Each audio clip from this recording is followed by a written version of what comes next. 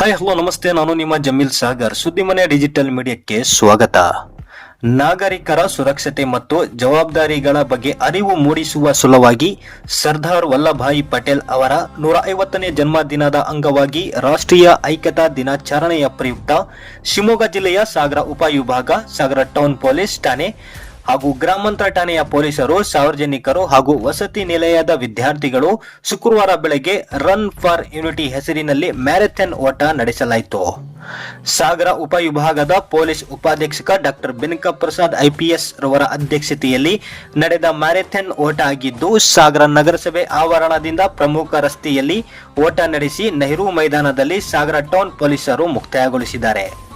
ಅದೇ ರೀತಿ ಸಾಗರ ಗ್ರಾಮಾಂತರ ಪೊಲೀಸರು ಗ್ರಾಮೀಣ ಭಾಗದ ವರ್ದಹಳ್ಳಿ ರಸ್ತೆಯಲ್ಲಿ ಮ್ಯಾರಥಾನ್ ಓಟ ನಡೆಸಿದರು.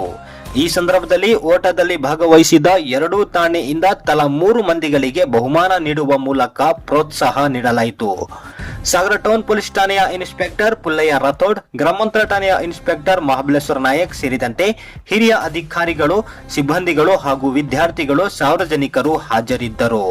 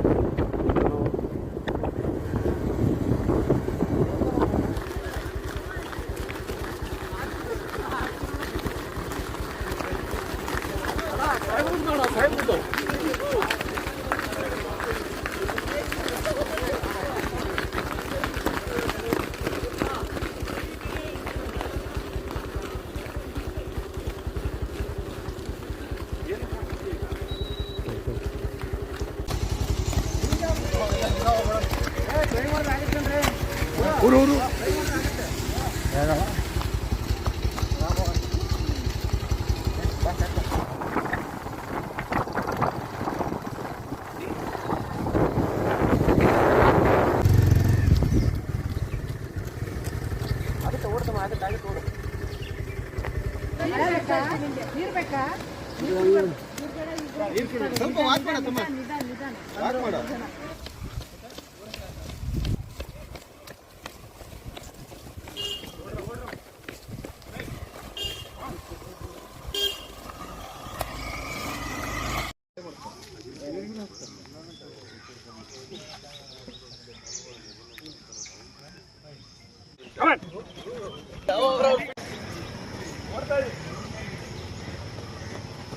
ನೀವು ಸ್ಟಾರ್ಟ್ ಮಾಡ್ರಿ.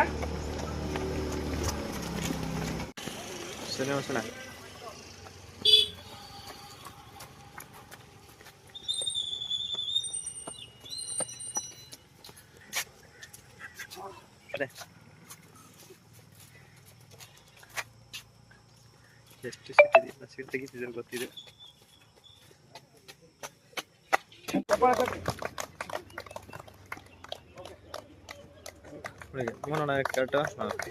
ಪಬ್ಲಿಕ್ ವತಿಯಿಂದ ನಮ್ಮ ವಕೀಲ್ ಸಾಹೇಬ್ ಬಂದರೆ ಅವರಿಗೆ ದ್ವಿತೀಯ ಬಹುಮಾನ